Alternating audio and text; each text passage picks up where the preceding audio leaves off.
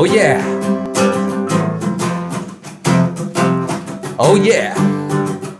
It's episode what, Joel, of the Medellin podcast? 25. The peanut butter episode. The peanut butter episode. We got peanut butter on the desk. And we got sitting in the chair. We got an Australian on the chair. His name is what? Samwise Gamgee from the Lord of the Rings.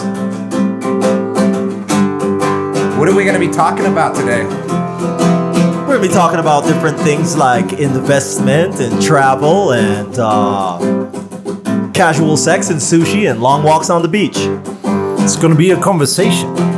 A deep conversation. What kind of woman do you like? What kind of woman is there? There are a lot of type of women, Andrew. You got a song about women? Do you want to sing something about women today? We might be talking about love. Might be talking about hate. And my dad once told me after the love ends, the hate begins. Andrew, can you say something about love? No, I don't know anything about love. No, he doesn't. But I taught him everything he knows. Welcome to the Medellin podcast, episode 25, the Ben Simmons episode, I'd like to call it. I'm a basketball head. I think you guys are not basketball heads, but I want to talk about basketball. So, what do you guys think is going to, who's going to make the playoffs this year, guys? I'm just kidding. Today, we have a very special episode. We've got Sam, Sam is very special because Joel was telling me that he's a very famous YouTube blogger. I checked out his YouTube blog, and he is very famous. I think anyone over 10 followers is definitely famous. That's more famous than me, that's for sure. Yeah, definitely. No, but on here today, we have Sam. He's going to do his own intro in a second. We met Sam a few years back, and we don't know shit about Sam except that he travels around and makes some crazy videos and invests in real estate and does a whole lot of crazy shit that he's going to tell us about. But before we get too far into the episode, we just want to introduce our fine beverage. What are we drinking today, Andrew? We're drinking some Tanqueray number 10. Some Tanqueray. And when we run out of the Tanqueray, we're going to be drinking some peanut butter, which we'll tell you about later. So if our speech gets a little choppy, you know why. And this is episode number 25. 25. We're a quarter of a century in. We're doing it. That's what makes you a very special guest. And without further ado, who are you, man? That's deep. I didn't know we were gonna go so deep. We go deep straight so to the deep quick, question, man. Sam. Who are you? What am I? Where man? are you from? What am I? What's the meaning of life? I'm a meat puppet, man. I'm on this earth. I'm breathing. I'm walking around. I'm getting on the motorbike. I'm flying the drone. I'm showing the transformation of a country. I'm making videos. I'm putting them out there. Some people watch the videos. Some don't. Some don't. Is that the Webster's definition of a meat puppet? Yeah, man. Like essentially, aren't we? If everything's connected, aren't we just as much our breath as we are our meat puppets? Wow. That's the most profound shit I've heard on this podcast. Well, you guys started it. You asked who I am. 25 episodes. Socrates reborn. Philosophies. And hypotheses. Who are you, though? My name is Sam Miller. Okay. I was born in Australia. Okay. To an American mother and a Canadian father. Okay. I grew up mostly in Australia, but got around a little bit. And the life's events took me to Colombia, where I've been living for the last 10 years. And now I'm a vlogger and a partner at a real estate investment and Airbnb company called Life Afar. All right. And that's what takes up most of my time these days. Holy shit. I feel like I got to get out more and do some more stuff, Andrew. All that resume, our resume doesn't sound like that. We wake up, we go to the office, we do some stuff, we do some workout, and we go home. He just, Jesus Christ. All right, well, that's good. We got a crazy episode up ahead. I think I think Andrew probably would say the same. One of the reasons we have you here today, Sam, is because a lot of foreigners, and this show is both for locals and foreigners, and I think a lot of local folks are learning from foreigners, and they're curious about what foreigners are doing. And prior to this, I checked out your YouTube channel, and yes, you do have more than 10 followers, so congratulations. Thank you very secondly, there's three things that you mentioned on your channel that we're going to get deep and dirty on. And it is real estate, travel, and lifestyle design. Am I right about that? Or am I That's missing? right. Those what I focus on. Yeah. So those are what we're going to talk about, because a lot of foreigners, Andrew, they're always asking us the same thing. Where to go out, how to meet girls, where can we invest, should we invest? And, next question is, where should I go? I only got 5 or 10 days or whatever. Right. So Right. if there's ever been an expert on here that can cover all those grounds, it's you. I'm looking forward to it, man. Let's have a conversation that has never been had before. Yes. That's impossible, but let's do it. Yeah. So I guess my first question would be, so you grew up in Australia and until the age of what? Until the age of 21, and I left towards South Korea. Wow. Okay. I grew up in Australia, but also visiting my family in the States every 2 or 3 years. So I got a glimpse of the outside. In Australia, I was growing up in a small cane farm town. Like sugar cane? Yeah, sugar cane. Oh, the great. town where they actually introduced the cane toad to Australia. Well, what's the name of that town? Gordonvale. Gordonvale. Yeah, so the cane toad was introduced to eat the cane beetle, which was attacking the sugar cane. Wow. Okay. But the cane beetle just climbed up the stalk a little bit, and the cane toad thrived and overtook the entire country and continent and island, Wow. which Australia happens to be the only And that forced place. you out of the island, those insects. No. We force our cars over them because they Okay. hang out at the street corners, and cane toads are quite a pest in Australia. Oh, okay. Wow. Never Yeah. even knew that. So what did you go do in South Korea? Well, I was running away, man. I was running away from the let's say preordained corporate lifestyle I was a good kid. I was following the advice. I was the guidance counselor, go to university, move to Brisbane, which I did. I studied a business degree. I went into an office job, and I saw my future predictably laid out in front of me and I could see my life in the next 20 years, and that scared the shit out of me. At 21 years old. Yeah. And you ran man. away at 21 years old. Yeah, so I looked at, where can I make money right now, so I can have some more options to do what I want to do. And so South Korea was the move. For teaching or what? For teaching English, yeah. So I worked in a high-end posh kindergarten in the outskirts of Seoul. High-end posh kindergarten. Yeah, it was a really fancy kindergarten. And, these kids are like 5, 6, 7 years old.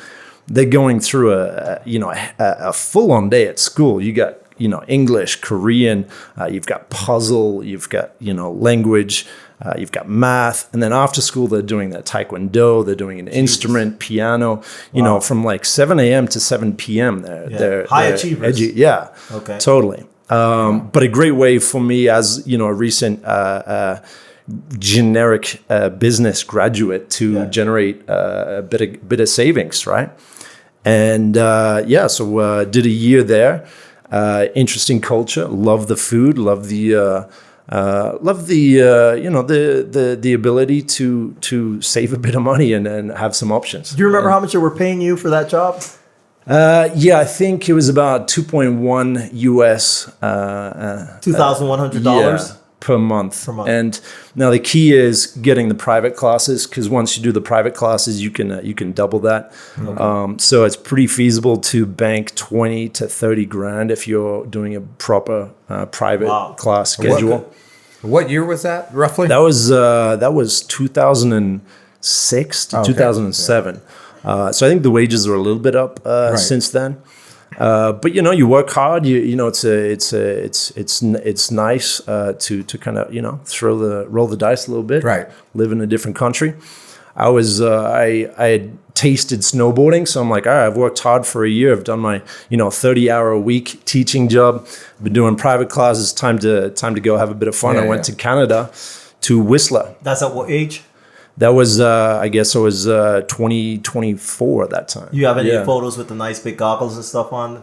Some we'll be throwing that up on the screen. If you're listening on Spotify or any of the audio channels, be sure to check out this video on YouTube, because we throw a bunch of, call it B-roll, behind the scenes footage and photos of of people like Sam, we want to check out when he was 21 and 23 and whatever else. Yeah, man. Yeah, we can add some visuals to that. Yeah, I wasn't working in media at the time. I was just, documenting some stuff for fun. Went there for one winter to go snowboarding. Got a job on the mountain. I'd consider one of the best jobs in the world. I was doing quality assurance for the resort of Like Whistler. quality of snow or what? You like touch the snow Well, like, oh, this is a 10. My job was to go to the ski lift lines and do a survey on a PDA at the time, and it was like, hey, how's your experience so far? 1 to 10. Wow. How's the weather been? 1 to 10. How's the customer service? 1 to 10. So, of skiers and snowboarders. Yeah. You ever saw a guy like me coming down in like real oddly dressed with non-matching like goggles and helmets and shit and flying into the ski pole? That was me. I did that. Yeah. You seen that guy? That was that guy. But usually it was on a Monday night in Tommy Africa's after the karaoke sessions, because every Monday night that's where the 80s ski party was. Ooh, very nice, very nice. Bit of fun. But instead of doing the questionnaires in the ski lift line, I figured, hey, why don't we sit down on the ski lift, just like we're sitting down now and having a chat, going up the ski lift, and then I can ride down after the survey, after the little interview there. Yeah. Wow. So getting paid to ski, having a lot of fun. Whistler is an incredible place for us. Spent 120 days in just one winter skiing around and snowboarding primarily. Amazing. But it's still finding new runs. And this is what year, by the way? This is 2007. So let's fast track. I'm gonna fast track to this one because well, before you get to the fast track, I just wanted to ask a quick 2-part question. First of all, do you have a big family, and what did they think when you decided to go to South Korea? So because I have an international family, I grew up with my mom and my brother. They were living in Australia with an American family. So my mom was a very international traveler. So I think she understood, getting around the world is part of getting to know life and what's happening. And were you guys middle class, upper class? Well, what would you legitimately? What were you? Because I think a lot of people, if they're Colombians watching us, and we hope to make all of these episodes at least one day available in Spanish. So I think a lot of Paisas and a lot of Colombians are like, they're coming, trust me.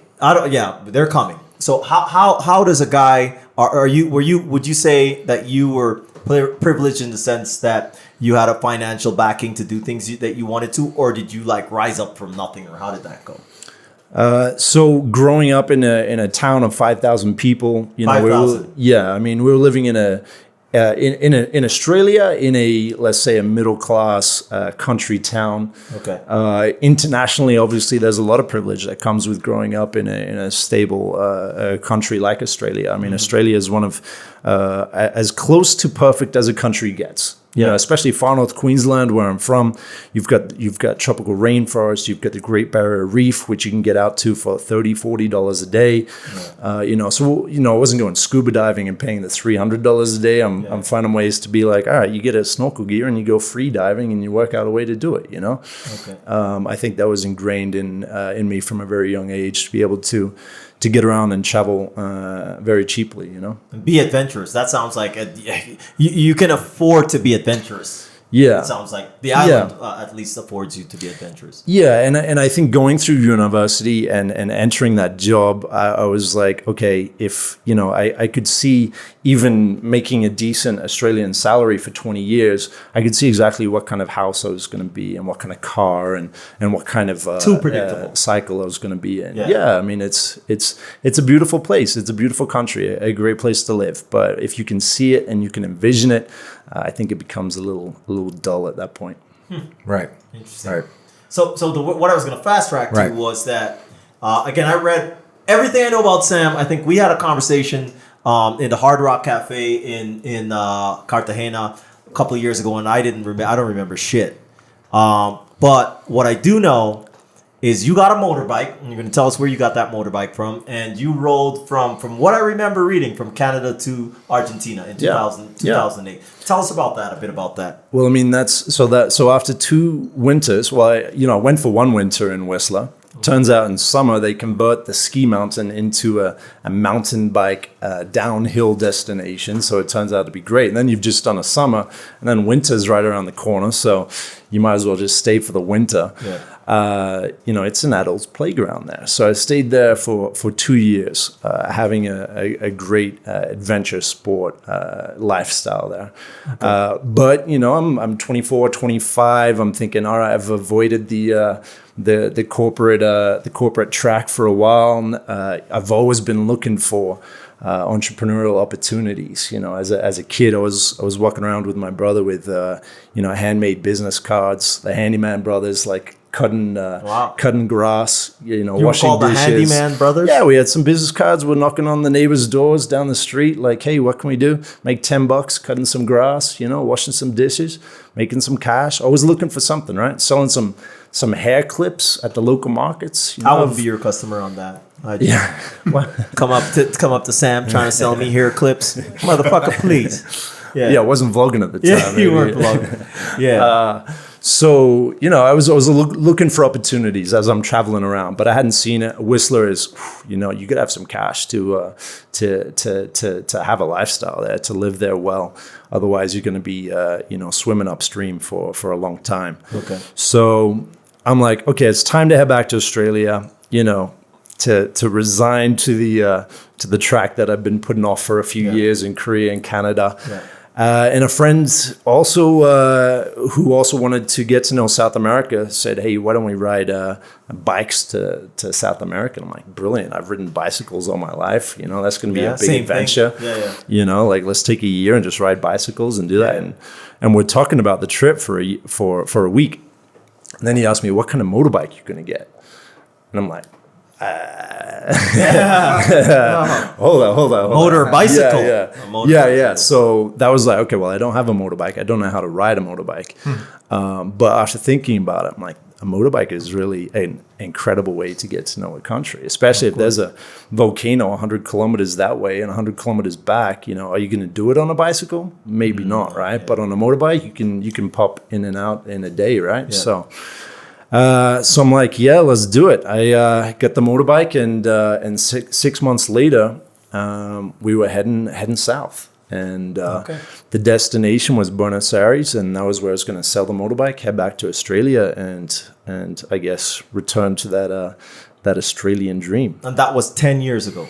That was 2009 that I started that trip.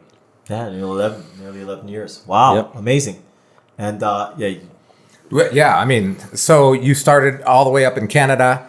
You worked your way down. You got to Buenos Aires, or I did. Oh, yeah, you got there, and then eventually. It took about 7 months to get from Whistler, BC, to Colombia.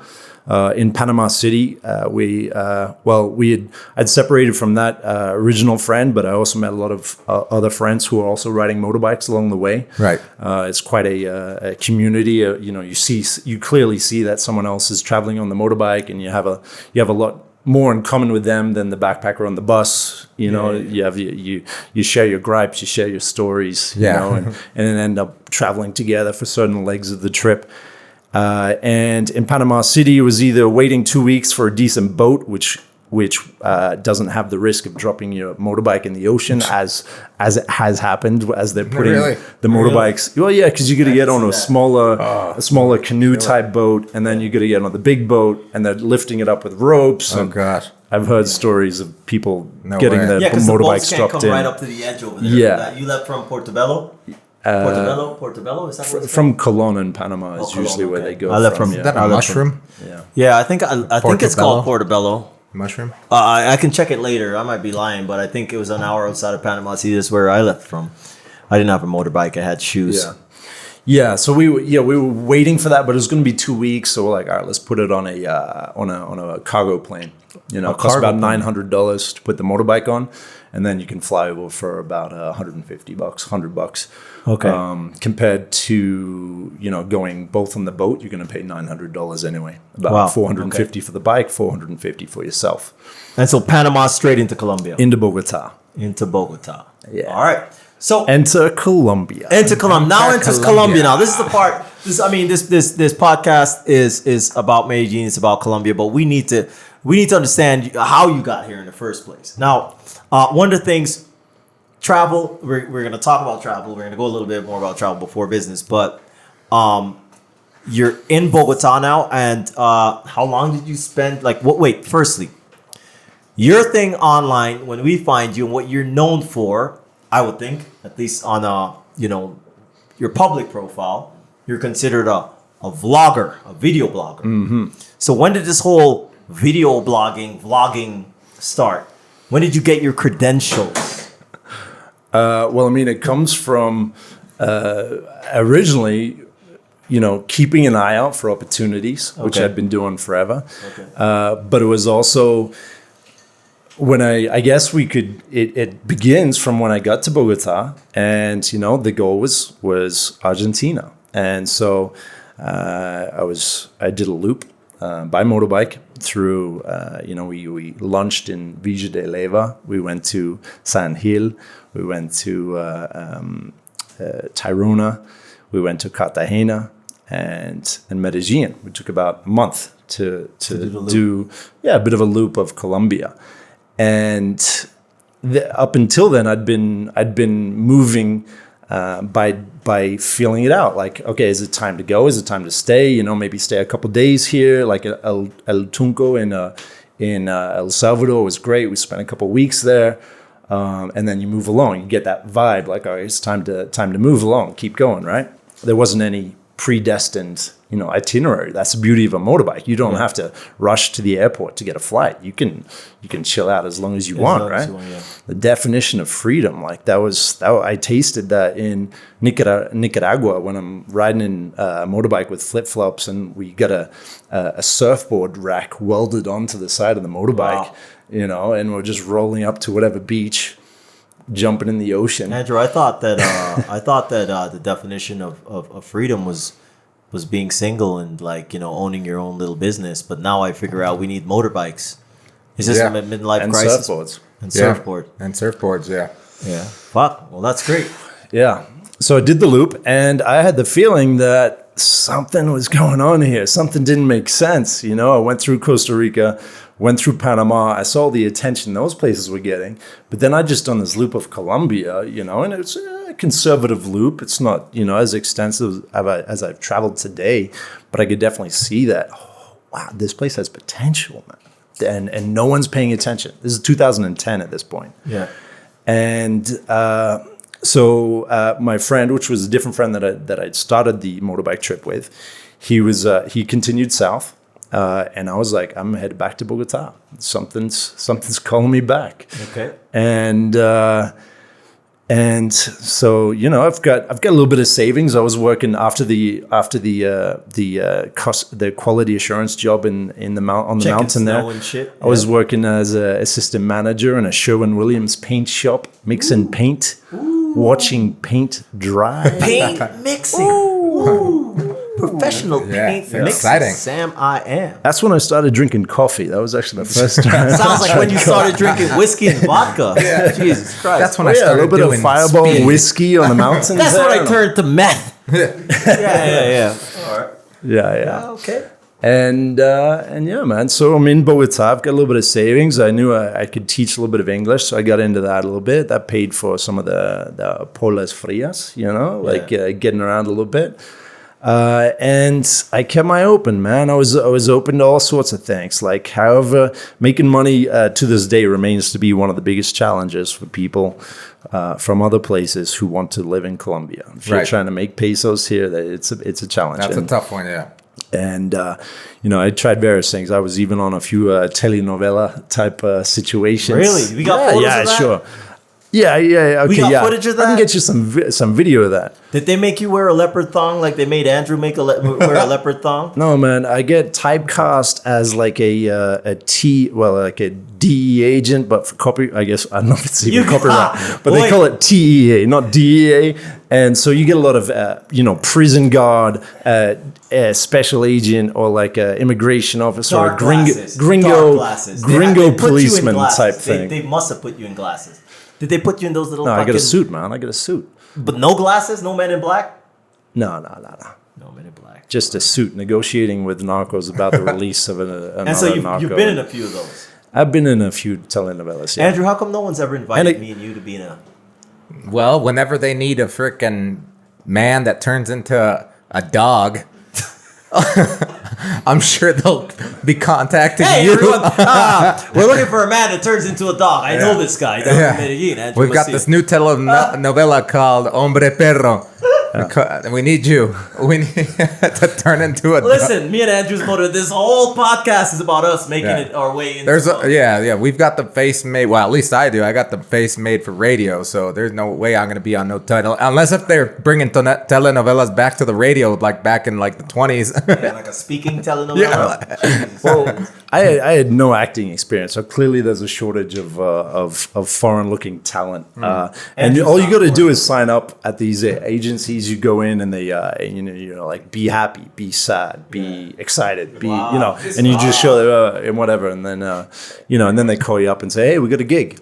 This podcast is basically a living telenovela. It could use more drama though. Yeah. We need to bring in our exes. We start interviewing our exes. More dramatic, like cutaways and I'm pauses. not bringing any exes what? in here. Yeah. You guys Joy. I break Casey's I dying. break in and like kill Joel in the middle of the podcast. Kill me. Joey, What the fuck is going on? te More comiste drama. mi maní. More No puede drama. ser. More drama. Okay, and so okay, you start this. Okay, wait. We're gonna jump around a bit right now. How many people follow you on YouTube and your vlog right now? Oh, the vlog on YouTube has like 54,000 subscribers. Facebook, I guess, has like 38,000. Instagram has like 7,000. 54,000 on And YouTube. I use the same content. So it's like the vlog. It's like, all right, is Facebook the vlog thing? It's just video content that's out there and various building channels. audiences. Yeah. We're up to 54. Yeah. You're at 54,000. Yeah, We're yeah, at yeah. 54. Yeah. Andrew's mom, his cousin, his sister, I've sister, got a his big brother. family, yeah. He's got a big family. 54 Colombian people. family. We benefit from the fact that Andrew's family is Colombian. So we're building the followers really quickly as they give birth. There you go. That's about it. There you go. So when did you know? When did you know that this vlogging was going to take off? Was there a point where you said, "Wow, this is actually what I want to do"?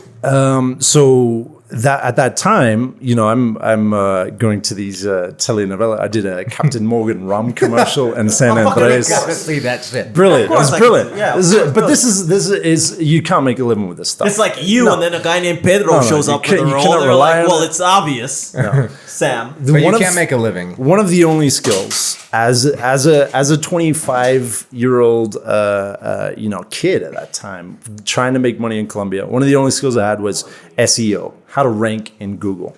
And when I was trying to rent an apartment in Bogota in 2010, even the big names like the Remax, the Century 21 had nobody in English to help me rent an apartment. Wow. And that was when I was like, okay, well, that's weird. Yeah. It's like a city of 9 million people. Yeah. It's a lot of fun. Colombia is like a great place to visit. Surely foreigners are going to like this place.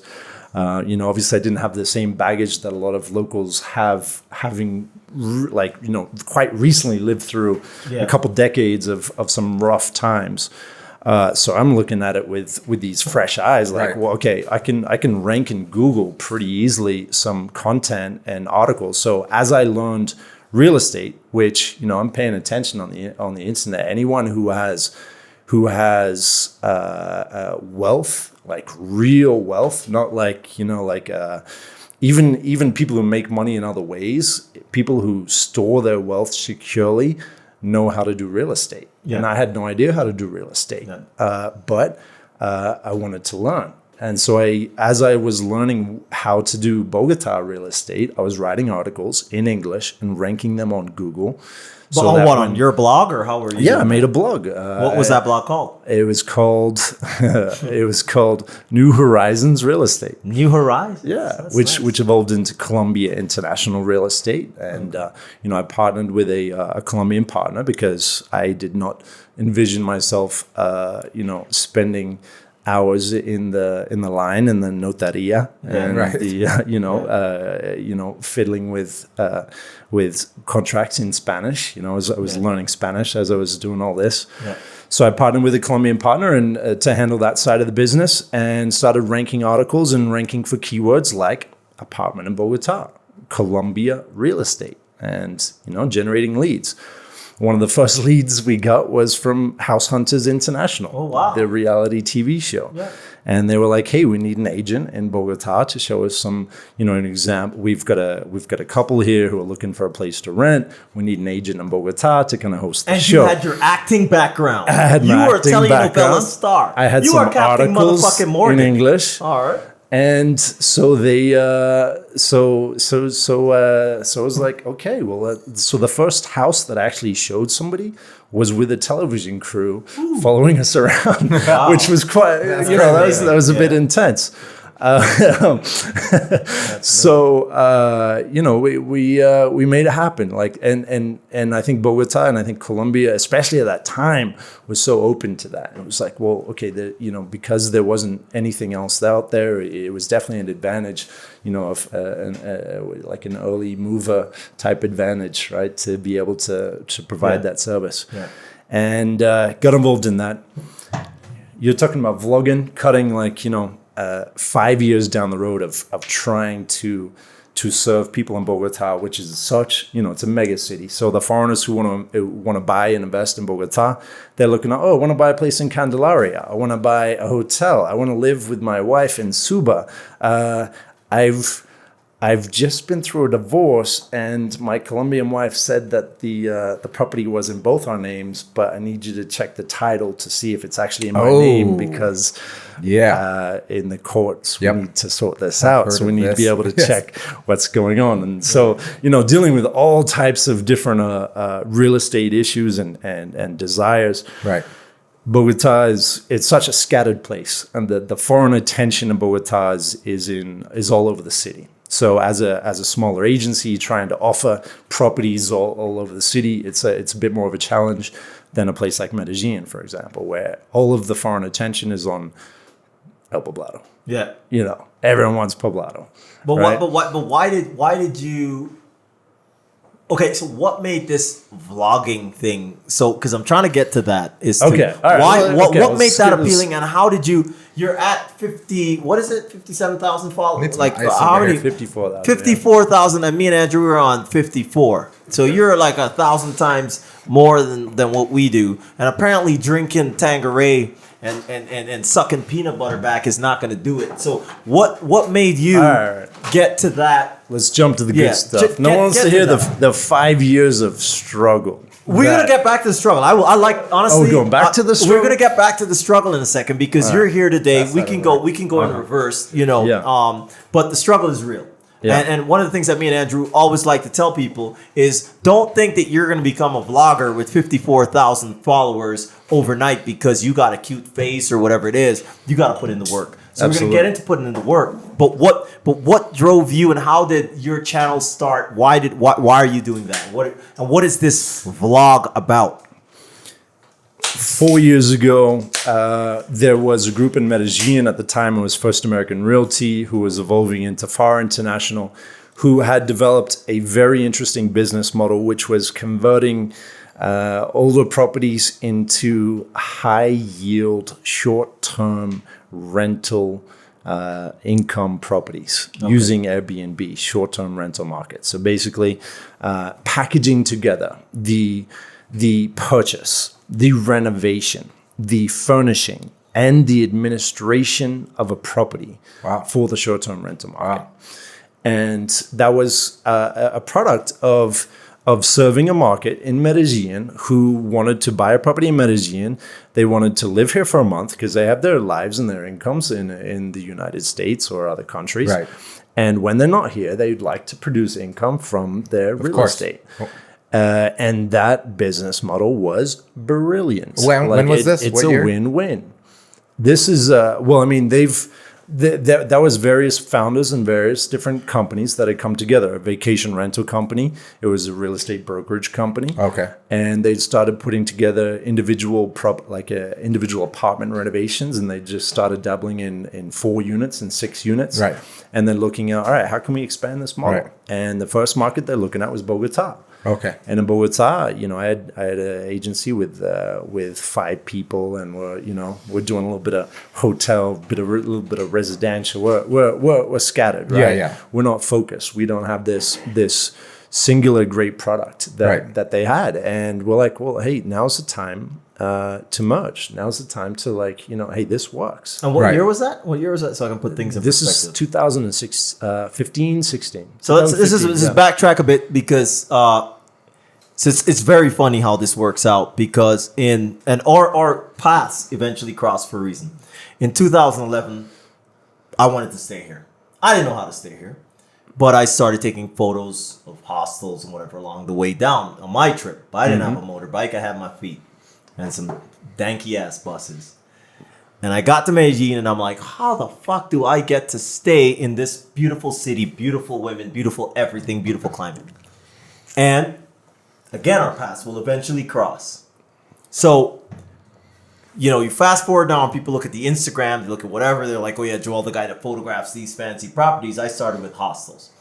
But what I had done at the time, just like how you merge services, was I wrote these guys. And I remember the 2 original owners. There was, for those of you who don't know that now you come and you're like, there's Far International. There was First American Realty and there was The Apartment Medellin. There was Rich Holman and there was Andrew Campion. And I remember writing both of them on one warm summer night or whatever the fuck it was. And I'm like, hey, I take these amazing photos of fucking properties. Your website sucks. Their website sucks. When I tell you suck, Rich, if Rich is watching this, he had the ugliest gray website. It couldn't be a grayer website. Rich chose every tone of gray. I don't know who made it for him. He had dark gray, light gray, fucking shit gray. It was better than a GeoCities website. It was. Oh yeah, that was like 1990s. Don't slap. It was Don't a step slap up. It was a step up. It was a step up shit. from the It was 1990s. Yeah, I guess step up from 1990s is not that great. Andrew Campion. No, we love Rich though. We love Rich. Yeah. We're gonna have you on here one day. And Andrew Campion, he had already been dabbling in SEO and other stuff, but it was some ugly ass shit. I don't know if he decided to go back in time and buy a camera from the 30s that didn't exist to take his photos. And I wrote them both. And actually, in 15 minutes after I wrote them, it was like a desperation move. I'm like, I gotta get some photos. I gotta start shooting. I wasn't even a photographer then. I just had a camera. And literally Andrew Campion wrote me and he said, I'm interested. Let's meet tomorrow at Oviedo Mall. And we met in front of a cafe. And Andrew became my client. I shot about 20 apartments in the first month after meeting Andrew. And Rich never responded to me. He's like, probably fuck this guy. And eventually they merged, which is right when your shit's happening. They're merging together. And that's when my photography took off because now I got one company, Rich's company, that needed to catch up with Andrew's company in terms of photography. So now I'm just photographing every day. At this point, you're like, let me merge with these guys. I'm in Bogota with my 5 people, blah, blah, blah. So there's a whole lot of fusion going on at this particular point. So that's just a bit of background story for those of you. Was that like around 2015, 2014? Well, their merger happened around 2015, I think, because I'd already been. Yeah, they went earlier, right? So they were combining the brokerage and then the rental, right? The biggest step towards life afar was when they started packaging that with the renovation of all the properties into what were called tips and preps at the time. Yeah, that was when things got because really because then they were focused on, as far as I remember, they were focused on renting other people's properties out. Right. Being like a property management. Like a property management. So vacation rentals. Yeah, and I mentioned the years because, 2015, we're in 2020. That's not a long time ago. It's not like people are missing the boat. I think I think one of the main topics or the main ideas that we want to get across is that there's still a lot of opportunity. There's still a lot to be developed in Medellin particularly, but in Colombia as a whole too. So I guess moving forward, Wait, we don't. You want to jump off the light? No, jump out of real estate. No, we're still talking about real estate. Obviously, we like the topic of real estate. 2019 was an amazing year for us because it was the year that we bought 2 properties here in Medellin. And I would like to know your experience dealing with real estate here. Do you? My first question is: do you actually own real estate in Medellin or in Colombia, or do you just aid people in getting the real estate, or how does that work? So when I merged the company, which was after 5 years of let's say surviving, but also thriving. I mean, I say 5 years, but at the same time, I had worked out a situation where I was subletting rooms in a house. Okay. Reducing my own rent. I was getting by. And so I've put everything into the company, which I put into the larger group, which initially became FAR International, and now is known as Life of FAR. Okay. So that's where all of my personal investment has gone. As a company, we are now enabling people to become investors in various real estate development projects that use the short-term rental market to generate passive income. Some of the projects we have an equity stake in, some of them we have like a funding stake in, depends on each of the individual projects. Okay. So you're heavily invested in Medellin, I guess, because your whole life and financial life is invested here now. Yeah, the majority of the 200 or so properties that we manage are in Medellin, about 120 properties that we manage here in Medellin. So let me ask you a question, because this is for the folks that are listening. That I know a lot of people come here and they're like, man, I got some money back home, or I can go home, I can scramble some money between my mom, family, and dog. Dogs love peanut butter. Let's shout out to Manny Brothers. And so they got some money together. They want to invest in here because Medellin is a great place to invest. So says Tom, Dick, and Harry. But who the fuck are they? And who's Tom anyways? What makes him an investment expert? So my question to you is, you're invested here. You were in Bogota for 10 years. What would you say to someone that came here, that visited, like, man, I fucking love that place. I got, $100 grand at home I've saved up. I want to do some property investing. What to you does the Medellin real estate market look like? Like, what do you feel about that? What would you tell somebody who thinks, I want to throw my money in there? Right. 100K in the bank. Yeah. You're coming from somewhere else. You're showing up to Medellin. What do? What's your goal? Is your goal cash flow or speculation? Speculation being, I'm going to buy this property at this price that it is now, and then sell it down the road for a higher price. Now, during that time, you may generate some type of unfurnished rental income, maybe some furnished rental income, but your main goal is speculation. So that would be the first question I would ask you. What is your goal, cash flow or speculation? So, but what is the difference if I took my money, my 100 grand, right? And I'm speculative of where the market's going, but I bought a property and I'm going to rent it out. Right? That's one thing. I think that's cash flow. You want a bit of both. Yeah. But Right. so Well, what? I mean, but like speculation could be based on an educated or educated guess, basically taking a look at appreciation throughout the years and speculating that by this time, 5 years from now, it'll have appreciated X amount, right? Yeah. I think that a more poignant question to Sam would be, for example, let's say I do have 100,000. I'd like to invest that into a property here. What's the usual appreciation rate for, let's say, per year? I haven't even checked lately what it has been. Have you checked that? I didn't even check it. Maybe Joel's checked it. So it's the Medellin market in particular is going to be different. I know a few years ago it was around 7 or 8%. Right. I've my recent interaction here in Medellin is to catch up on what's happening on this market. Now, I know the Bogota market far better than I know the Medellin market, and part of me spending more time in Medellin is about getting to know the Medellin market. Per square meter in Medellin, we're talking for new construction between 8.5 million to 11 million pesos per square meter. Wow. Now that's $2,500 to $3,000 per square meter. New construction right now. Yeah, and I know that is a massive uptick since it was like a few years ago when I was tapped in a bit more.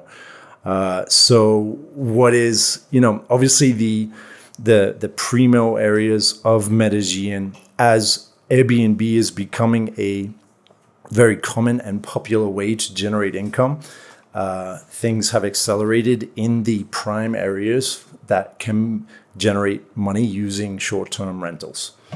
Now, but is that just short? Because you keep mentioning short. So, by the way, for those who are listening, short term you mean less than a month? Yeah, less than a month. I mean Airbnb. I mean Booking.com. I mean VRBO. I mean HomeAway. I mean these properties that allow you to generate 8, 9, 10, 14, 15% net ROI, as opposed to, let's say, buying a property and renting it out unfurnished, long term, right? The long term rental market generating a net ROI of about 2, 3, 4%. Slower, yeah, much slower. Right, much slower. Yeah, we're talking 3 times as much, right? So this is a new phenomenon. This is in the last. So I do have a question though. Because recently there's been like a huge quote unquote development on certain services, mainly Uber here in Colombia, where it's okay, where government, instead of regulating stuff, has been prohibiting, certain practices. Do you see this kind of thing being dangerously affected? Like in the future, people be like, you know what, Airbnb, go fuck yourselves. There's nothing like this here in this country. Or do you see maybe the government like backing down on these kind of practices and allowing this kind of markets to thrive even further? I see more of the same, and we're already seeing that crackdown, and a lot of investors have already felt that crackdown. So in Colombia, Airbnb is fighting a different battle in every country, just like Uber is. Uber is, In Colombia, with Airbnb, it comes down to the HOA, the Propiedad Horizontal. What are they deciding? Do the you've got to have 70% of the building on side for specifically stating in the HOA that rentals less than 30 days are allowed. Okay. Or you can't do it legally. If it is not specifically stated in that HOA, it cannot be done. They can shut you down. And the admin can be fined. So it's on the admin, and the admin knows. That security guard sitting at the front door, he knows. All right, every week there's like a Scandinavian walking through. Right. He knows. Yeah, he sticks knows. out like a sore thumb. Right. A sore thumb. Yeah. And so they can be fined if they don't call it out. Okay. They've also stepped up the process is required to register a guest. You need to register the guest with the immigration of Colombia, saying I've got the guest. It's like you have to photograph the freaking like passport like a guest book. Yeah. Yeah. So you'd talk about, okay, where does the resistance come from? With Uber, it came from the taxi organizations, right? They're like, well, that's not fair. Right.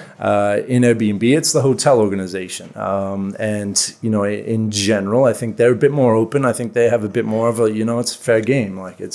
But they want Airbnb to play by the same rules. Right. Yeah, that makes sense. So a hotel, they have to pay taxes. They have to have smoke detectors. They have to have all their... the fire extinguishers, all that shit. Yeah, all that stuff. So that's the process that Colombia has been through more recently over the last, few years, let's say. So it becomes very difficult for one person renting the one apartment. If they're renting a room, okay, yeah, it's kind of, under the radar.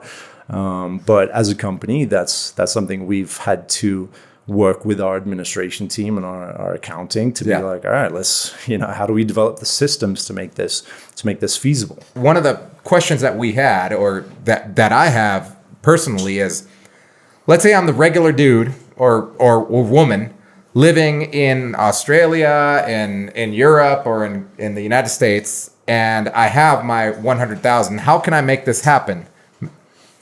Brilliant. Possibly one of the most potentially valuable questions of the entire podcast. Right. All right. The first thing to consider as you're asking that is how much do you value your time, right? So now to consider a successful Airbnb investment, short-term rental investment in Colombia, let's use, for example, Poblado, Medellin. Yeah. Now to do that transaction on your own to save the most amount of money. Now this is your regular dude. You don't want to pay for this turnkey passive value add. Let's say you're going to do it yourself. Right. Do it yourself. This is where you can generate the highest amount of returns. If you do it yourself. If you do it yourself. Of course, yeah. Now to do it yourself successfully in a market which is clearly, let's say, becoming known. I would say 10 years ago, it was very much under the Virgin radar. territory. Now I'd say it's blipping on the radar Yeah. right now. I wouldn't say Had it's, sex a few times. what's that? I said before it was a virgin market, and now it's Sure. had sex a few Sure. times. Like, come Sure. on, it's an adult show, people. Yeah. Get my analogies. All right. Yeah, you've become slightly jaded with love. Yes, You've jaded been with love. casually dating for a few years, Devalued in the market. So to do it, you either need to speak Spanish or partner with somebody who does speak Spanish. You need to understand the market and the movement of the markets. And my definition of real estate markets, to understand a real estate market, I think you need to understand demographics and the collective psychology of the people who live in that market. What do they perceive and what do they value? And where do they desire to live? Right? Where does the city of Medellin of 3 million people, what do they perceive as the best place to live in Medellin? Okay. In Bogota, where do they perceive? Right. I beat slightly, Sam, because you're keeping that answer away from me, and I want to know where people desire to live in this motherfucking city. Well, Medellin, like I said, I'm getting to know it. I've lived for 10 years in Bogota. I can tell you that perception, that collective perception, very well, right? What would that be in Bogota? In Bogota, it's okay, all right. I got my name going. I'm going to say what mine is after you say it. I would say that there is a collective perception of value in what I would consider the Golden Triangle, which is a triangle of real estate between the Centro Candelaria, Centro Internacional, which goes out to the U.S. Embassy, and the Corferias in the Calle 26. That's when you come back from the airport, you pass that on that main highway. Yeah? Yes, you pass right through there, going to the Zona T, the Zona Rosa, the Parque 93. Yeah, I love that area. Right, so anywhere in that triangle, you have anybody in the 9 million inhabitants of Bogota would consider those anywhere in that sector a very desirable place to live. You're right next to the mountains. You're close to everything. You have the international restaurants, and that's where it's all happening, right? And I've seen that evolve and transform over the past 10 years. In Medellin, it's playing out a little bit differently, right? It's a smaller city. To experience Medellin in its fullest, you kind of live. You have your nightlife, your restaurants, your diversión del poblado, but you also have the cafes and the laid-back lifestyle of Laureles. You have Sabaneta, Envigado. So those are where the foreign eyes have come in and seen, okay, yeah, this is where I'd like to live in Medellin, right? So it's evolved in its own way. So then you've got the foreign perception and the local perception. You've got, in Bogota at least, you've got 80% of the population living in strata 1, 2, and 3, which is a lower to middle class population. Mm-hmm. That's a very significant amount of Bogota, right? Yeah. Right. So you've got the strata system 1 to 6. Wow. Yeah, strata 6 subsidizes the majority in strata 1, 2, and 3. They pay less for utilities, for property taxes.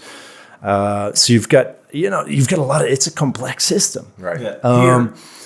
What's that? But here in Medellin, you've got, I would say, it's how has it evolved? It's when I got here 10 years ago, Parquejeras was pretty quiet. I mean, it was nice. It was where the Strata 6 was, coming for dinner and hanging out. But as we've seen this gringo invasion, we've seen the Strata 6 move towards Provenza. Running the fuck away from there. Hey, the higher class people of this city are running away from higher They're class turning people. their nose down on people in flip-flops. I turned my, not on the flip-flop, I turned my nose down on Parquejeras. I was a Parquejeras rat. Like, I was running on the concrete next to those statues. Not even Provenza. I think people are going like up the mountains, like living in Retiro, La Ceja. You talking about living? I'm talking about just the nightlife, on a regular basis. But even then, because 5 years ago, it was pretty uncommon, or rather common, to just go to a couple restaurants that everyone knew about. And now, if you check it out, there's like a bunch of new restaurants, and there's people like going there and making business, and there's like actual shopping centers up there, and like people are actually making their lives up there. Up there. I agree. There's a lot of people that are moving out to is that Oriente? I don't want to call it wrong. The Oriente, they're moving out close to the airport. There's a whole, like, when we used to touch down here, if you touch down here, you remember 10 years ago, even 5 years ago, you flew into Medellin, you touched down at the airport, it was all green. It was like you're driving through a forest. Sure. You're like, holy shit, this is a storybook shit, It was like Little Red Riding Hood's going to come sneaking out of that forest. Now it's like houses all over. Things have changed. And I agree with Felipe. So I'm going to ask you it this way, because I'm, I like to get down to the real fucking shit. Yeah. So let's put it this way, man. You, Sam, have $100,000. Where in Medellin, with your limited or vast knowledge, are you putting your money? I don't want 10 fucking minutes about it. Where are you putting your money, Sam? Where are you putting your money today? Listen. Someone with 100K has 10 minutes. That's driving. Like, really, that is true. Okay, and I'm in the process of explaining the answer to this question, which is how much do you value your time, right? So I was identifying, if you're going to do it yourself and save, if you don't value your time, you're like, okay, my time is best spent. 2, 1, learn Spanish or partner with someone who speaks Spanish, right? 2, understand the market. Understand where it's been, understand where it's going. You could do that through subscribing to my channel. YouTube. What's that channel? Sam Life Afar on YouTube, Facebook, wherever you like to look at some videos, and I'll take you around and show you what's going on in those markets. Pornhub, Sam. Or you could go and get these agents on board to go out for a coffee. Take these real estate agents out for a coffee, meet with them about a particular property, and they know that you're trying to waste their time. Colombia, nothing's happened till it's happened. It's the role of a real estate agent. They've wasted a lot of time, and I used to waste a lot of time. But I went for so many coffee. I went for hundreds of coffee meetings, and that's how I've understood what's happening in the Colombian real estate market, because no one knows the actual average price of sale of real estate here. No one knows it. Nobody knows it. That is so true. That is true. There's no stats. There are no books. MLS. But there is no MLS. But there's no MLS. Do you know the average price of peanut butter? When I like to protein up, I like to throw some of this chocolate peanut butter by the Maní Bros. Maní Bros come from Argentina peanuts coupled with Colombian cacao. And when I want to put it on my I do this, and then I go like this, and then all you have to do is put it all around like this and let your dog lick it. We call it your dog's best friend. This is Maní Bros chocolate peanut butter. So Sam, I'm not sure if you're just dodging this question. I am the $100,000 man working my post office job back home. You said you can do one of two things. You can do it yourself, or you can hire other people to do it. At this point, what are you telling me to do, Sam? What should I do? Drop the peanut butter and tell us what's up, man. What should I do? By the way, the peanut butter is good. Can I take one of these jars home? Absolutely. Is that all right? Only if you want to release your For heart chakras. $100,000. Yeah. I do. Yeah. I do want to open up my heart chakra. Okay. As the original cacao ceremonies were designed to do, cacao, peanut butter, I'm all on board. So, All right. So open up your heart chakra and tell that guy watching this what to do with his 100,000, Sam. All right. So, I mean, if you're working in an office, you've worked for years to save up 100K. So, all right, come on, we can talk through the decision process of doing it yourself. We're at a point now where we're deciding, okay, we've gone through. We've been through a bit here. Right? Okay, you've spoken Spanish. You're able to negotiate a contract in Spanish. You're able to understand where the market has been and where it's going in Colombia, in the particular market. Now, identifying a property in a market which is going to generate high returns, a property which is preferably at the price point which is going to allow you to generate those 5, 6, 7, 10, 12% net ROI. Now, from the purchase of that property. Now, in the purchase, you've got to do due diligence to make sure that the person selling you that property actually owns the property. Now, you're going to have to hire a lawyer to make sure that that property is legitly from the person who's selling you that property. And then you've gone through the process of transferring the money into Colombia, I guess under the guidance of something you've picked up online. Yeah. You're going to have to take a lot of self-education on board to make this financial transaction happen. Mm-hmm. Then you've got the property in your name in Colombia. Hopefully, you've done your due diligence correctly and you don't have an obstacle such as the building administration not allowing short-term rentals, which is an increasingly challenging issue for foreign investors. They've bought properties which in buildings which do not allow short-term rentals. So they've, instead of the 9, 10, 12% net ROI, they're looking at the 3, 4, 5% because they've got to rent it for a month, at least 6 months, sometimes 12 months. They can't rent it short-term. And that's where you're getting the high yields. So there's a lot to undertake if you're going to go the DIY route. Mm-hmm. Right? Do it yourself. Yes. And that's where you can avoid paying basically the outsourcing of the entire process, which we've been discussing, which is understanding the market, searching for the property, identifying the property, doing the due diligence on the property, purchasing the property, furnishing the property, right? Buying the furniture, designing it with a attractive interior design, which is going to set that property apart from the existing Airbnb market, which is becoming increasingly competitive in the El Poblado, Laureles, Sabaneta, and Envigado regions that we've talked about, right? Because there's a lot on the market. It's not a secret anymore that Airbnb is a way to triple. So if I have 100,000, income. If I have 100,000 in the U.S., those are the 4 locations that you'd probably be looking at: Poblado, Laureles, Sabaneta, Envigado. Would you say so?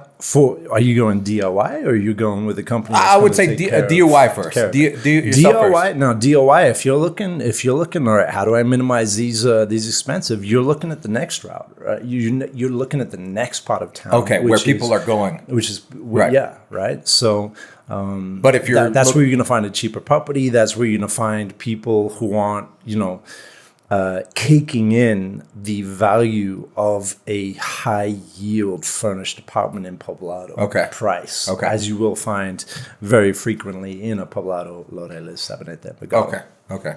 Right. So, all right. So you go in DIY, you go into Bajo, you go into, these other parts of towns which aren't as talked about as much. Okay. You're doing a lot of groundwork yourself. But your returns are much lower. No, I mean DOI route, you're making more. But If you get but out how of much the time core. are you spending to understand the market, to do a due diligence, which is not missing some key information which can interrupt your entire returns, right? Okay. So if you're not skipping that, there's a lot to consider. We're talking months.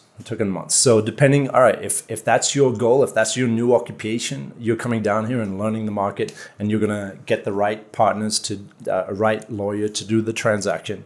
You're getting the right third-party property manager to manage the property and send you returns and manage it effectively, publishing that property to as many channels as possible to generate the highest amount of returns you can, right? That's your option. Now, you can find some in-between stuff, but at Life Afar, the reason that we've had the success we've had and we've grown into multiple cities is because we've saved the investor time. And time is the most valuable asset that we have in our existence on this planet. And people generally at higher levels of wealth are acknowledge that, and they're putting their money into companies and products and services that generate a cash flow that don't require that same investment of time. So is that your market? People at a higher quality or higher level of wealth then? So you're not trying to get after that 100,000 guy that just has that money sitting there that wants to do something. You want people that are educated enough to know that, hey, we don't want to go down to a country and spend, a year trying to learn the market to nuzzle away a little bit of money. You're saying that if you've got that money, it makes more sense to go with a company sort of like yours, or if there are others out there that have done all the groundwork and free up your time to do what you do best, and then put your money in the hands of other people that can invest it. Yeah, I'd say that's close to where we are now, but it's not definitive of the projects that we do. We've started by offering an apartment and saying, hey, we can renovate this for you. We can do the purchase for you. We can furnish it and we can administer it. You can stay in it when you want to, and we'll send you the income of whatever we make it when you're not staying there, right? Yeah. So we've come from that, but now we're looking at aparta hotels. We're in Puerto Rico, we're in Porto, where we're doing very large developments, and that's where we're looking at these investors who have $500,000, $1 million to be like, hey, how can I make this cash generate money for me? And that makes sense. Yeah, that's the primary concern of these types of investors. Like, how can I make this money generate cash? right. So that's kind of that does make sense because, for example, Joel and I, we're the do-it-yourself guys because we're not there where we want to be. That investor that has the money that says, hey, company in Puerto Rico and Dominican Republic, you guys have done all the groundwork. You have the track record. We've got $200,000 to invest. Please make it happen. And what's the return? But since we are not at that level, we've been the do-it-yourself and we've learned a lot. And I personally have been less involved than Joel, but Joel can speak to this. Joel, how hard has it been to do it ourselves, to buy these properties that we did in 2019 that we are now constructing in 2020? I think we're speaking from a very layman, amateur perspective. You're talking to on the market. I was talking to Sam about Andrew's that market, in that we've dabbled in properties. We know about investment. We know about entrepreneurship and stuff. But actually investing in a property is a whole other game. It's a whole other game, Sam. In Colombia, you're not going to have the leverage that you would find in the U.S. market, right? Yeah. So in the U.S., you can turn 20 grand into a 200K property acquisition. Where in Colombia, your 20 grand isn't going to. 20 grand is 20 grand. Yeah. 20 grand is exactly what you're spending. And I think for folks coming out here, listen, one thing that you mentioned, Sam, that I think is really important. Do you speak Spanish? That's huge. People might think you come with your 100 grand, 500,000. Your 500,000 could get dwindle away if you don't have somebody managing your project that knows how to interact with people here. Yeah. And I think that's what companies, they take that guesswork out. Like when I wanted to get my visa here, of course people said you can get your visa easier if you fill out all the forms. But I'm like, fuck, if I mess up one field, I might not have a visa. Similarly, you buy a property, you do your little private transaction, then you realize that your property here in Colombia was owned by mafia back in the day. If it were owned by mafia, immediately they shut the construction down and you get no money because you've invested in a mafia-owned property that you didn't check the deed. Now, who does that for you? X, Y, Z. I think that's the really, really complicated and the realistic part of doing real estate transactions in Medellin in Colombia. You don't know what you're in for. And I mean, I speak the language. I've been speaking Spanish for, I'd say, 8 years now. I'm not fluent in the, as I don't speak like a native speaker, but I can definitely handle myself. Me and Andrew still have somebody that's local here managing that project because they can negotiate the price of floors, how much it's going to cost to hit down that wall. Because either way, where there's opportunity, people are going to take some amount of advantage.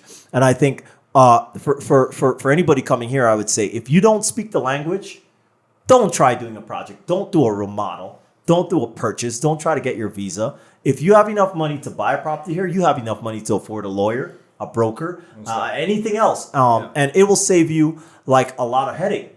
Like, or the person that's managing our project, her name's Lily. If Lily wasn't there, I would have probably lost my mind at this particular point because business is done way differently than it's done back home. Oh, yeah. And you know that. Oh, yeah. So, Sam, having been a man that's lived in Bogota for 10 years, how long have you been here in Medellin? I've been here for 1 week officially. Are you single, Sam? Currently, yeah. Currently, you've been out, Andrew. Wait. So you were in 10 years in Bogota. Yeah. And you're still single. Doing a lot of due diligence. Due diligence. Yeah. Yeah. What, you trying to launch a peanut butter brand? Or So for those of you that are listening and watching, there are stereotypes in Colombia about women, Okay. right? So, for example, what is a stereotype about of the caleña? The caleña woman has a nice body and she dances salsa. Everybody in Cali dances salsa, but the caleñas are known for the bodies.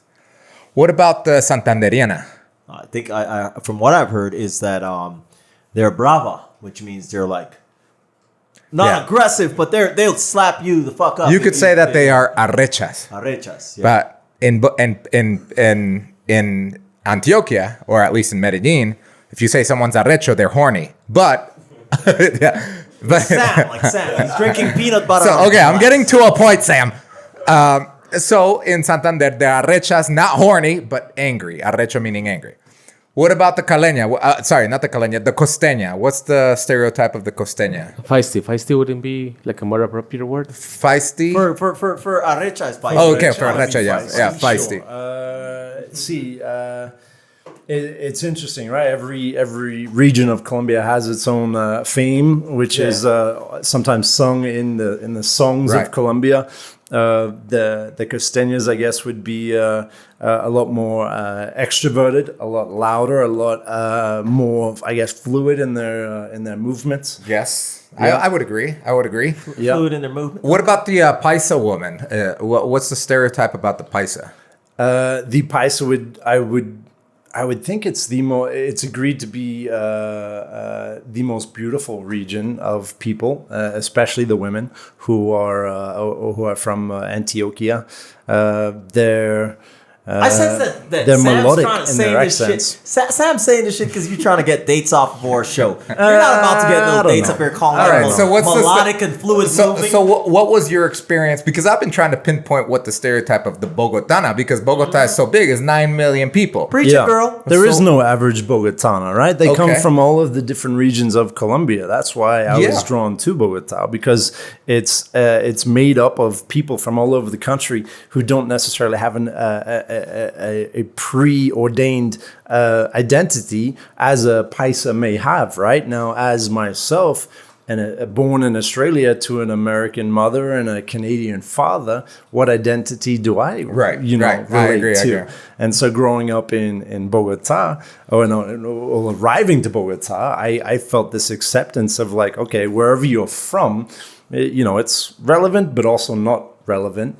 What do you bring into the table? You know, how do you What do you bring think? to What the table, ideas Sam? do you have? What are you bringing to the table? What are you bringing to the Colombian? So you're single right now. Let's just pretend this were a show where you're like what do you call it? The Australia's most Eligible bachelor to Bachelor or something? What are you bringing to the Paisa women here? What do you throw? Right, we're gonna look back at this and laugh right now because When you're married and have children. When you're married, what are you bringing to them, Sam? Tell us what you're bringing to them. Well, listen, if I'm speaking to a Paisa, now, I would consider that perspective. And that perspective is going to be, all right, he's an Australian. Oh, great. All right. Like, adventurous, like, all right, he's probably a little bit privileged. He's had a great upbringing, something like that.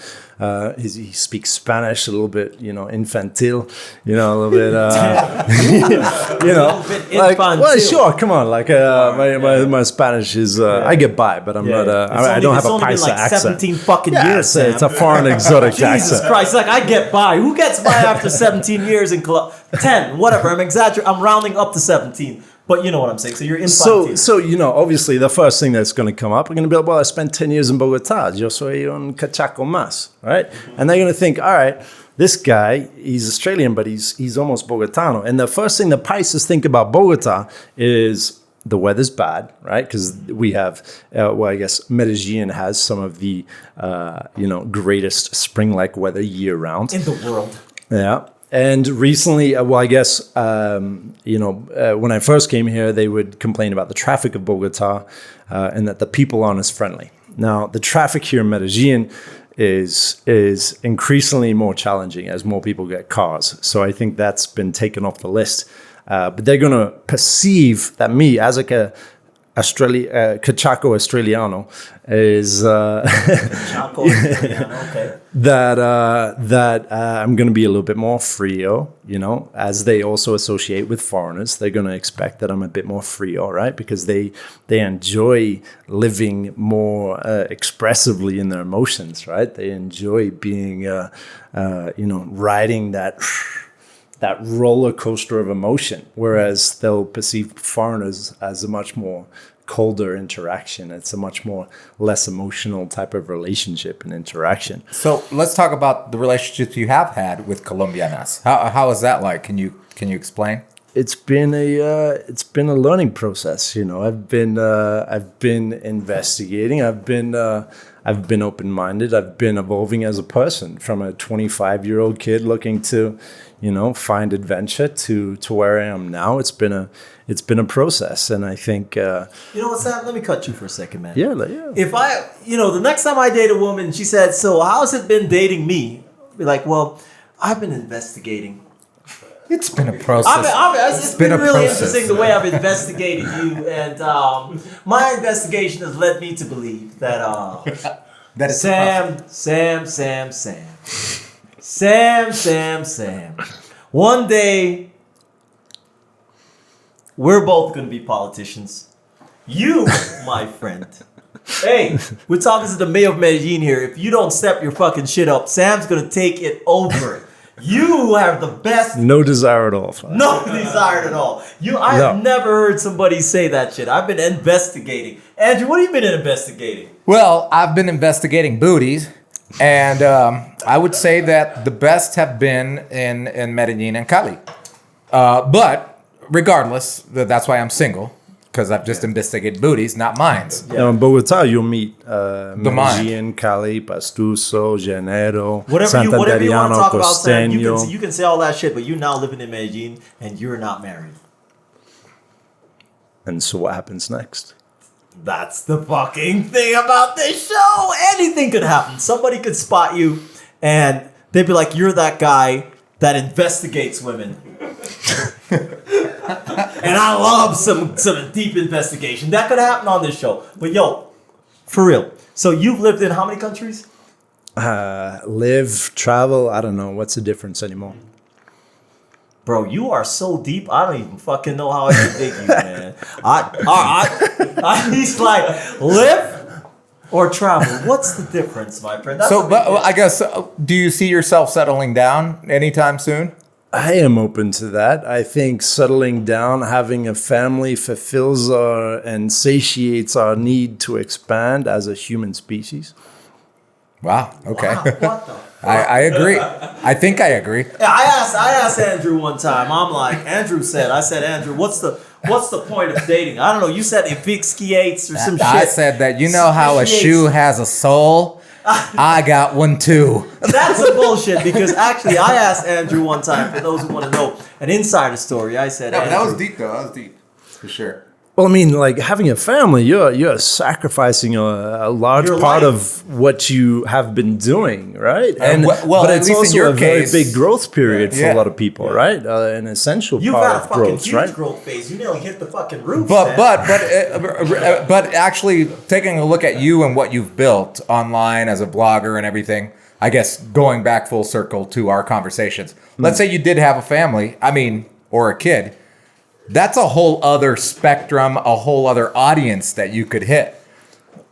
Right? Sure. That you could get in touch with at that point, obviously if you do get there. That's the way I look at it. I mean, it's not that you're sacrificing, it's actually you're building a different opportunity.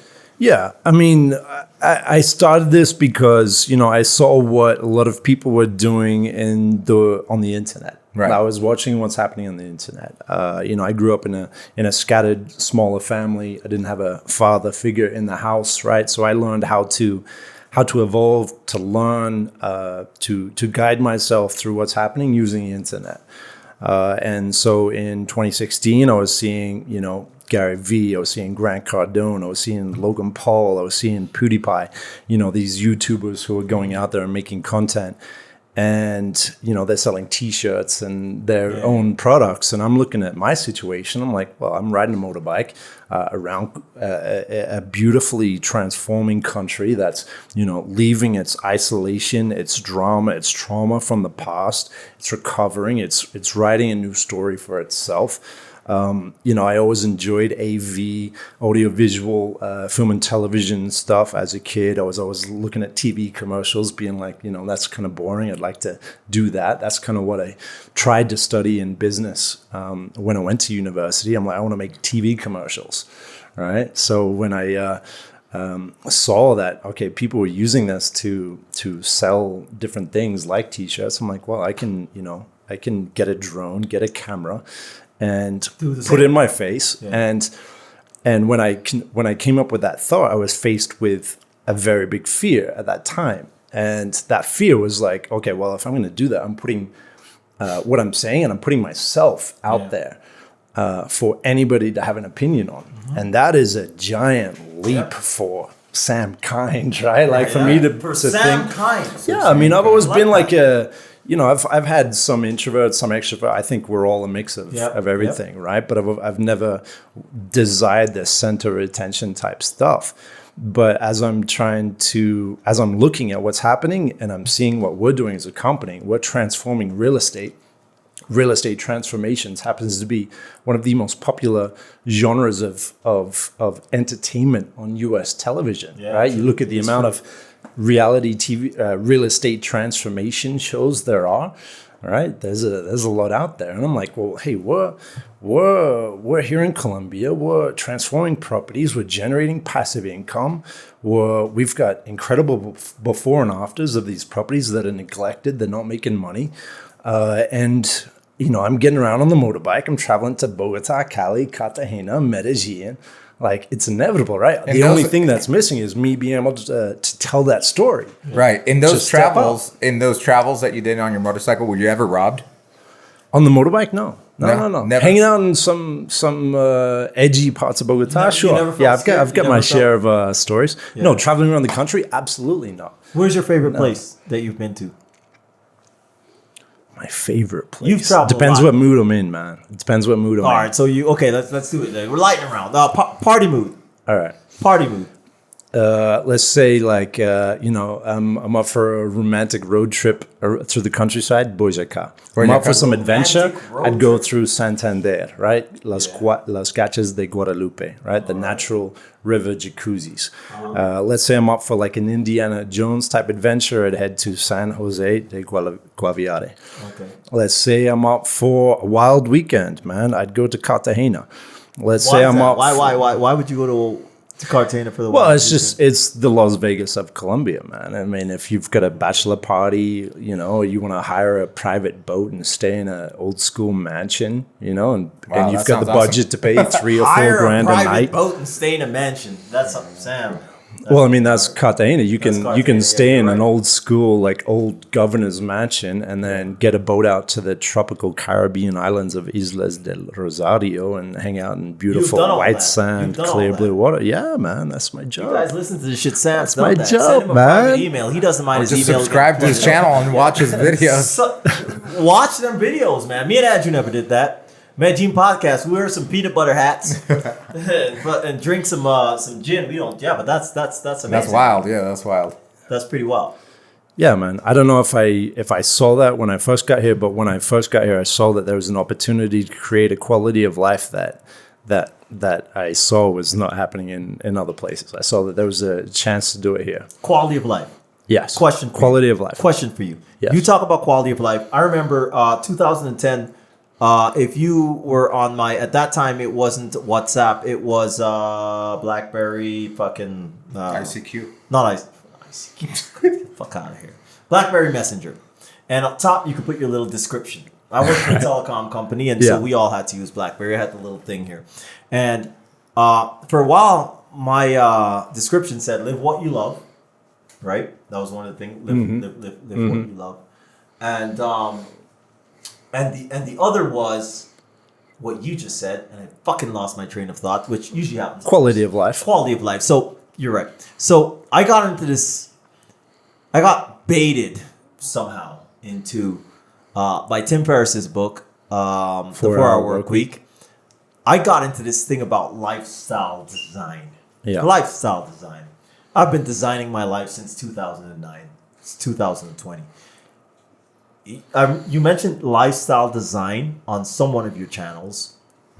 Think back to 2010 before you got on that motorbike. To today, you've been investing in lifestyle design. Yes, or no? Yes? That's guided me from the moment I left Australia. Yes. And what have you developed for yourself in terms of a lifestyle design? What does that what would you look back up and say, yeah, in 2010 I was into lifestyle design, and I'm Sam in 2020 and this is what I've done. It was looking at things I didn't want more than I wanted. I think as humans who have evolved from the places we have evolved from, we are defined more by our fears than by our dreams. So you can imagine whatever dream you would like. But if you have a fear of, if I leave this job, if I leave this prescribed life path, career path for me to work in this job, to get this type of house, to get this type of car, to build this type of family, to have this type of 9 to 5 with the vacation lifestyle, right? If you fear that you rejecting that and going to something else is a failure, or you're scared of it, or you just don't know what happens, I believe we're more defined by that fear than the dream of like, oh yeah, I want to go and travel Colombia on a motorbike and fly drones and just have fun and all that stuff, right? That dream can be with you, but that fear will actually control you, right? So at the end of every video, I invite people to embrace their fears because that defines their dreams. Yeah, That's fucking Right. great. And then I invite them to embrace the unknown because that is where abundance has always been found. Since the time that we started gathering around fire, bonfires and cooking meat and hanging out in tribes, right? The person who was willing to venture into the darkness, into the unknown, which in today's world is so less threatening than it was at that time. They are the ones who find the abundance, and they are the ones who find a quality of life which they could only imagine, right? And the reason they don't find it is probably because of their fears, not because of their dreams. And do you have any message for vegans who did not want to go after the meat? Those of us that don't want to buy real estate, we just want to rent it. Love it. No, Sam's got nothing for the vegans. Fuck you guys. Vegans unfollow this motherfucker on his YouTube channel. He got nothing to say. I got you. I got him. No, but I know what you're saying, man. Gonna wrap this up. Yes, sir. Well, Sam, I think this was an amazing podcast because not only did I learn about you, but I learned about what you do. And there's a lot of things that you put into perspective, for example, and that I learned about myself in this podcast was that I'm not at the level of investing where your company guides people. Yeah. Right. But I do want to get there because, like you were saying, I do value my time a lot, and I work a lot, right? So I want to work less to get more. And I think that's what your company provides, and that's what the message that you were trying to give. And the whole lifestyle building, which I never actually thought about. Like this whole time that I've been with Red Door, creating our business, it's been more about like, okay, how are we going to live our life comfortably, but we're not designing our life. So I think this is where we really have to take a step back and be like, how are we going to design the rest of 2020 so that we can actually live our life and not just work to live, you know? Exactly. How do you refuse to settle for a situation which is going to take you away from that lifestyle that you want? Exactly. Right? Because those are going to be the distractions that are going to take you off course, right? Exactly. Yeah. Yeah. So as I was saying, this has been a great podcast. Thank you for being on. Joel, any final thought on your end? Of course. My final thought is, I don't really know Kobe Bryant's daughter. I never knew anything about her, but I did know. I grew up with Kobe Bryant. He's 2-3 years older than I am.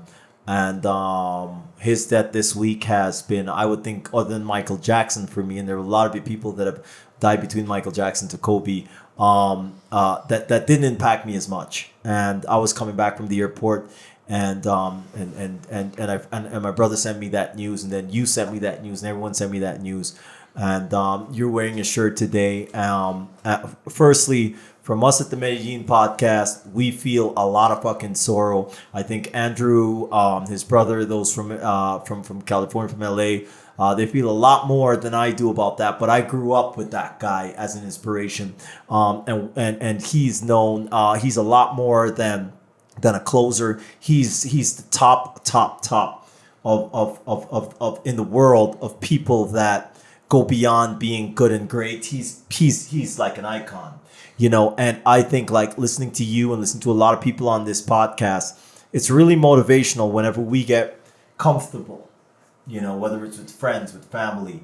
I'm like extremely privileged. I was talking about this today with some friends. I'm extremely privileged to be here doing a podcast with cool motherfuckers like you. We don't get paid a cent. We put our money into this because we love to do it and whatever else. But I think that we are extremely blessed to be in a position that we're in right now. We're extremely blessed to be talking even about what you're talking about right now. Yeah. And I think, man, like this is the Kobe Bryant podcast, man.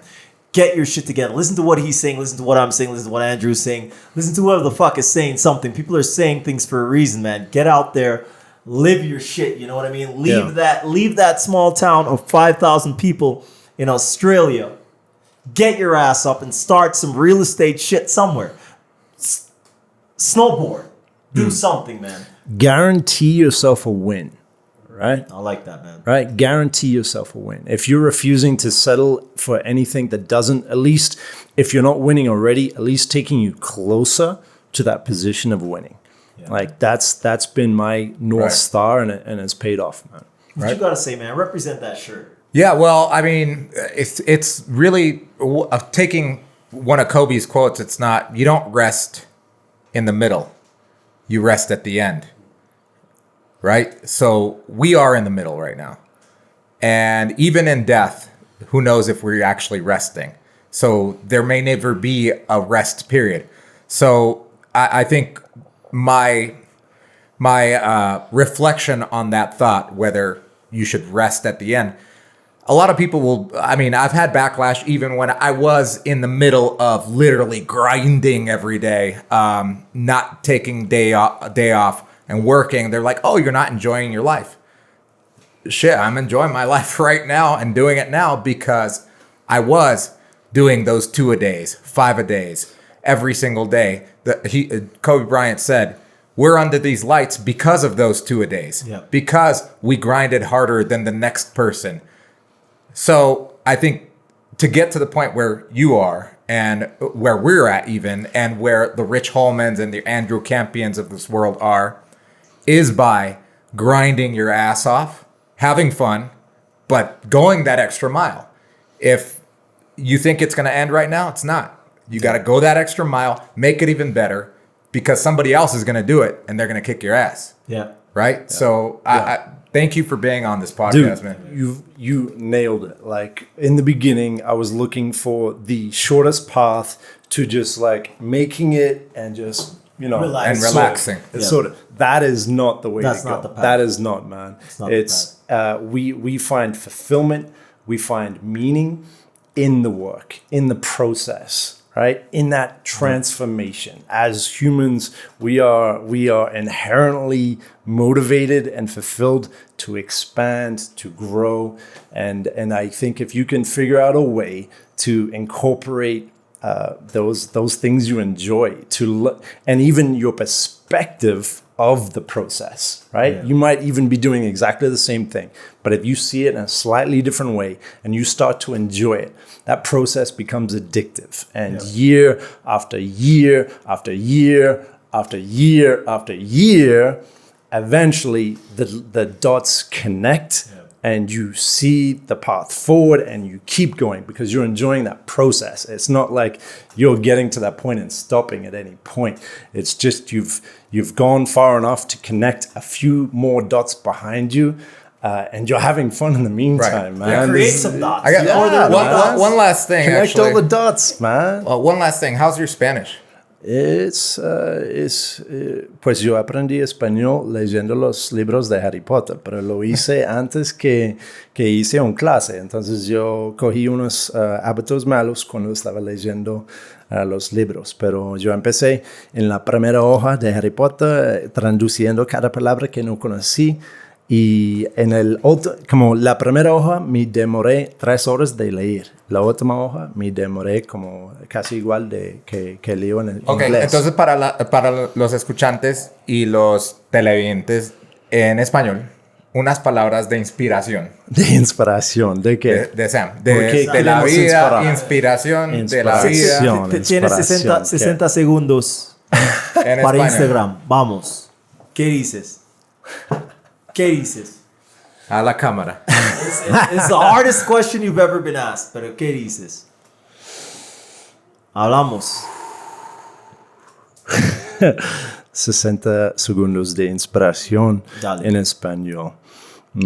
La inspiración es algo temporal. Yo sabría que tú buscas muy dentro de ti mismo para describir un propósito que te va a ayudar tú mismo a expandir, transformar, crecer, mientras estás sirviendo a otras personas en sus caminos. Y mientras tanto estás agradecido de todos los momentos que de verdad tienes. Tú puedes inventar muchos momentos que tal vez tienes y tal vez va a pasar, tal vez no va a pasar. Tú puedes inventar cualquier cosa en tu mente, pero yo sugeriría que tú enfocas en las cosas que ya tienes, enfocas en el proceso de construir un sueño que no está definido por los miedos, un sueño que está consciente de la realidad desconocido en que vivimos. Wow, that's great. That's great. Hey. Yeah. Hey. Have you done that before? High five. Have you done that before? Have you done it before? Put that peanut butter on your face, amazing. man. That was amazing. Put that peanut butter on. No, but that's a great message. That's a great message. Don't focus on and don't lament on the shit that you don't have. Focus on what you have and be grateful for the journey where you're gonna get. Fundamental and I think that's what people like a Kobe Bryant, like the Rich Holmans of this earth and Andrew Campions of this world would tell us. don't focus on the shit you don't have. Yeah. Focus on what you have and what you can do with it and the journey, and appreciate it and get to work. Guaranteed winning, man. Guarantee a win. Hey, I'm happy today to have this guy on our show because he's gonna drop some serious knowledge on y'all ass. Thank you, Sam. We'll see you guys Thanks for next having me, time. guys. Yeah. Yeah. Cheers. All right. Cheers. Yeah, Now, bro. now, if you want to see Andrew in a skinny leopard print thong, please be sure to follow us and listen to us on Spotify, iTunes, or any other major podcast platforms. And Andrew, if they want to see your ugly faces, what should they do? They could see us on Facebook, on Instagram, and YouTube for show.